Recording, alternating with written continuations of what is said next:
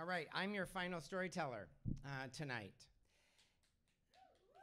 Okay. So I was very strategic in deciding that I wanted to go out of state for college.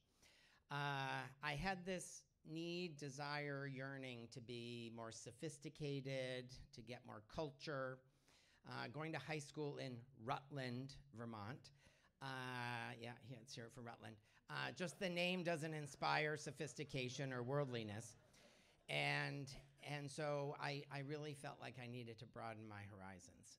But that wasn't the only reason, because a more important reason was that going to college, period, was the penultimate to the real goal, which is the junior year abroad experience, because that's where you can really get some culture living in another country. So it's now 1981. I'm a junior in college. I'm not nearly as devilishly handsome as I am standing before you tonight. I am about 50 pounds thinner. I have an afro that goes shoulder to shoulder, that rivals Lincoln Hayes from the Mod Squad. And my diet consists of Tab and cigarettes. So if you need a visual, think of a smoking Q-tip, and you're pretty close. Now, I had a reason for it to be a junior year abroad program in Europe, because I had this fantasy about Paris, that Paris was the city I wanted to come out as gay in. And the reason I wanted it to be Paris is that I had always been of the belief that French men are gay, or at least bisexual. Because if you think about it, you know, they're skinny, and they wear tight pants, and they wear scarves, and they smoke long cigarettes, and they drink red wine, not beer, and they read poetry, and they have very little bathing suits. So to me, it was just sort of like a country filled with at least gay or bisexual men. But the other reason I wanted to come out in Paris is that my college roommate for the first 2 years of college was also going to be in an abroad program in Paris. And he was openly gay. Gay. Like, if you think I'm gay, he's like way more gay than I am. And I thought he would be a safe person to come out to. So one night in Paris, after a lot of red wine, I couldn't believe how nervous I was, even though I was sure it would probably go well. But, you know, I hadn't had sex with anybody yet. I would just tell people I was asexual. I mean, you have to think of my people. You know, I'm Irish. You know, like, when you think of hot men, you don't think Ireland.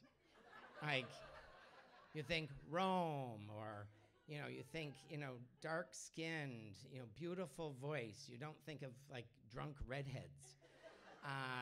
And no one goes to Dublin to get married except Irish people, you know. So I was quite nervous, and when I came out to him, he wept. And not because he was happy. He wept because I was making the worst mistake of my entire life. I would never be happy as a gay person.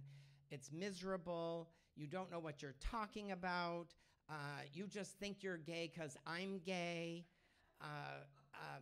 You're ruining my life because the only two people I could count on in the world that were straight were you and my mother. And I confirmed for him that I said Lois from Carroll, Iowa. I said Lois is very, very straight. Like, you do not have to worry about Lois. But it felt like kind of not the coming out I was hoping for in Gay Paris. And I also sort of thought Curtis should never sort of be a poster boy for the coming out process. So I finished up my year in England, and now it was time to travel, you know, my summer of love. And so I was hooking up with all my friends that had been in various countries over the year. And so I took my pasty white self from England for a year and went to the French Riviera, where I burned instantly on the first day on the beach. Probably because of that beautiful Irish skin. But also back then, we used baby oil instead of, you know, protection. We just really wanted to really get the darkness going.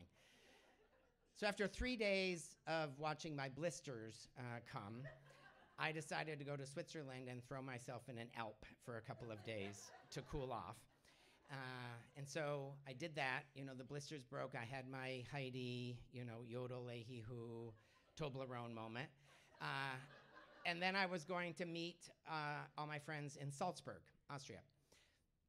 So it was a beautiful day, not unlike today, and I was in Zurich, and I was at the train station, and I got on the Istanbul Express, a very similar route to the Orient Express, except cheaper. And the trip was going to be about 6 or 7 hours, and so I'm on the train reading, smoking, napping, reading, smoking, napping, sleeping.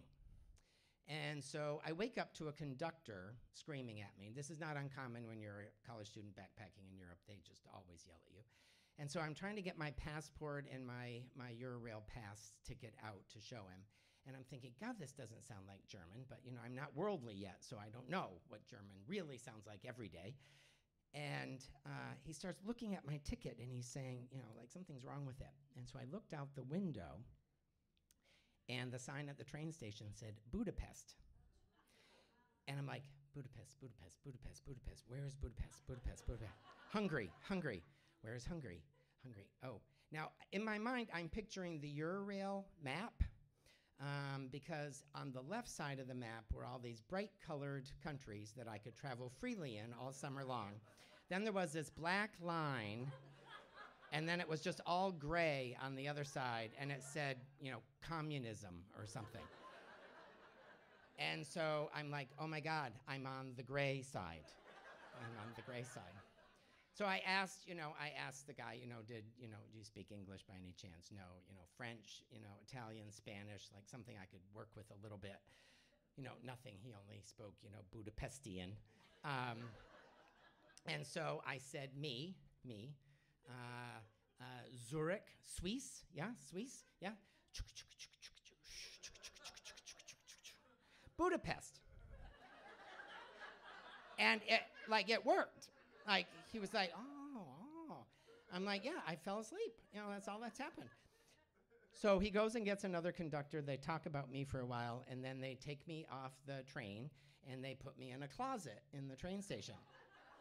And I'm not being overly dramatic because I know what closets are like, so I speak with confidence.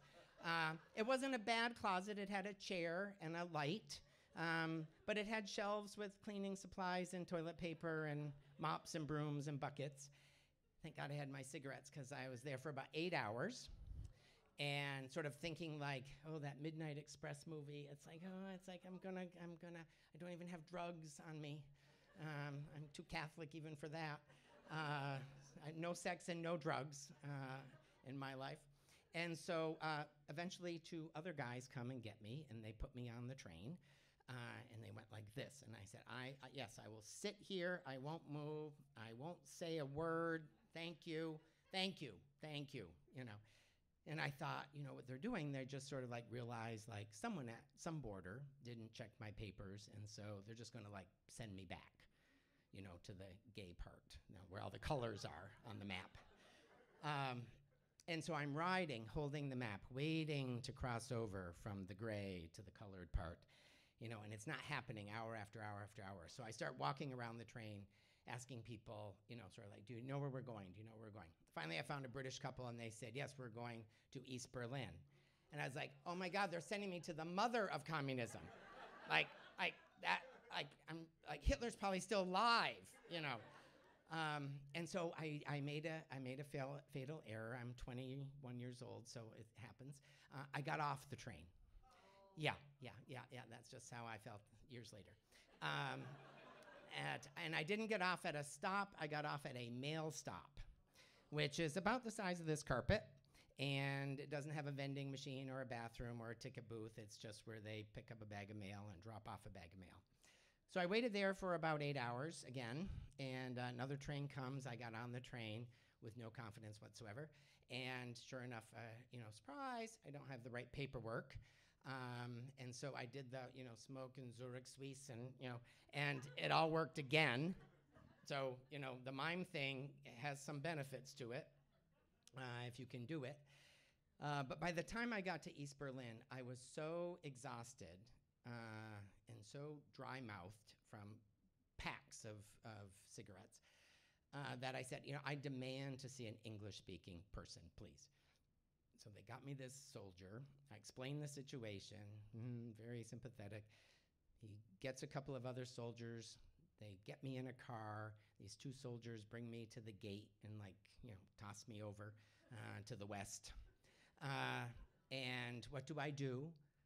I have a Eurail pass, so I go to the train station, and I take the train from West Berlin to Zurich, where I now get on the Istanbul Express again 2 days later. And I did arrive this time in Salzburg, thankfully, and did meet up with my friends. I didn't end up having any sex on the Summer of Love, but I do think I got a lot more worldlier than a lot of my friends did on their travels throughout Europe that summer. So thank you.